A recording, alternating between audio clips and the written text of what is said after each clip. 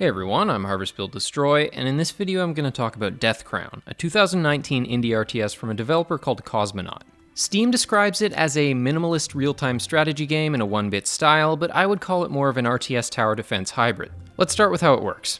Each player starts with a citadel building, and if yours dies, you lose. The map is divided into hexagonal territories on which you can build one of 3 buildings. To do so, you hover your mouse cursor over a territory and press Q, W, or E respectively.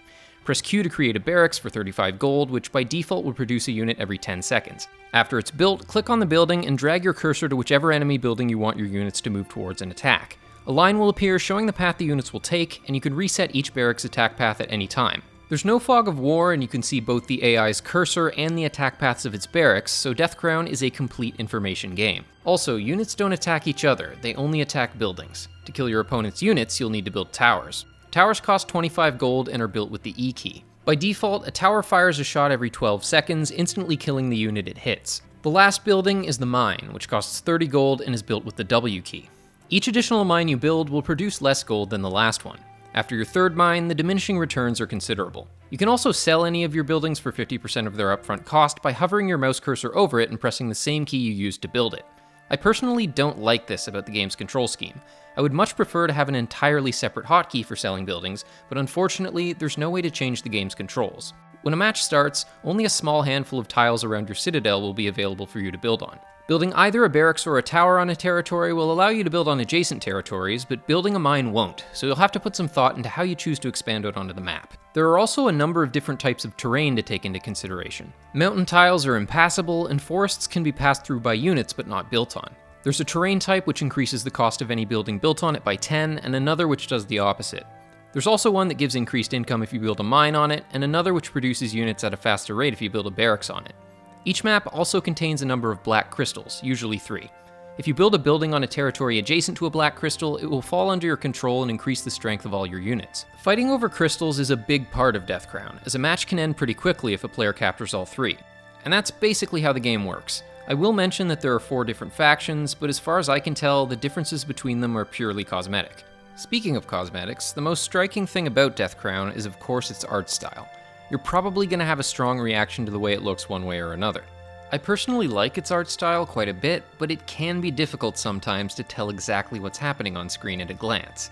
In the late game, there can be a pretty large stream of units walking across the map along with their corresponding rally lines, and at a certain point it kinda just looks like a big old mass of pixels. You can change the game's color scheme or set it to pick a random color scheme at the beginning of every match, but the game doesn't use separate colors for each player. There is a pixel color and a background color, and that's it. It takes some getting used to. Although I liked its visual aesthetic from the outset, there's a difference between liking the game's art style when you're just looking at screenshots and when you're actually playing it. Personally, it took my eyes about 15 or 20 minutes to more or less adjust to what I was seeing, but ultimately I still have moments where I feel a bit of pixel overload. It's also a bit of a bare bones package in terms of features. You could easily breeze through the game's single-player content in a handful of hours. On the bright side, there is both co-op and versus mode, but it's local only, meaning you have to plug in a controller for the second player on the same computer. While the lack of online play is a shame, since Death Crown is so obviously a low-budget affair, I think it's commendable that they included multiplayer at all. If you have someone to play co-op with in person, you may get a fair bit of replay value out of it. Here's what you get in terms of game modes. First, you have 2 short campaigns along with a DLC campaign, which as mentioned, can be played in co-op if you plug in a controller.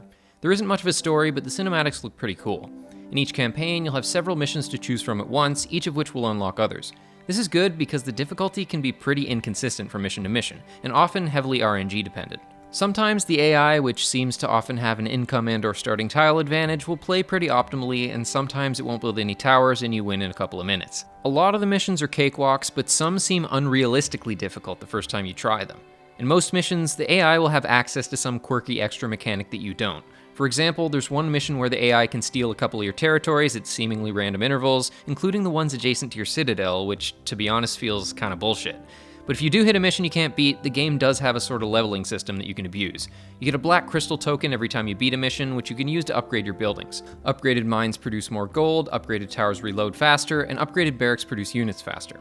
In my experience, the upgraded mines are the most effective because they often allow you to bum rush the black crystals by leapfrogging towers and selling the last one in the chain, sorta like you might do in a Command & Conquer game. There's also no penalty for failing or restarting a mission, so between that and the upgrade system, you're unlikely to have too much trouble on the default difficulty. If you're really struggling, you can just keep restarting until the AI goes for a bad build order. Also, for whatever reason, at least in my experience, the game's first campaign is significantly more challenging than the second campaign or the DLC campaign. I find this kind of strange, especially since the game's tutorial is found at the beginning of this campaign. Anyway, next you have Domination Mode, which is sort of like a survival mode campaign with no cinematics. Basically, you have 3 lives, and you keep playing the AI on different maps until you lose 3 times. Like in the campaigns, you get a black crystal for every level you beat, which you can use to upgrade your buildings. There are multiple difficulties and a score system with leaderboards if you're into that sort of thing, but unfortunately you can't play Domination Mode in co-op. Next, there's Practice Mode, which probably should have just been called Skirmish. Basically, you pick any map you like and face off against the AI. Lastly, there's Versus Mode, which is the same thing except you play against a friend using a controller. So should you play Death Crown? I think the answer ultimately comes down to how the art style strikes you. If you like the way it looks, it's pretty easy to recommend, especially if you have someone to play co-op with in person. It's a budget-priced game and seems to go on sale pretty often. I got it for $3.44 Canadian myself. But if you do find it a bit tough on the eyes, you might want to skip it or just throw it on your wish list and wait for a sale. It's a lot of fun to play, and I'd say it's more or less worth the price of admission, especially if you do get it on sale. And that's about all I have to say about Death Crown. As always, thanks for watching, and remember to like, subscribe, hit the bell, and all that. See you soon.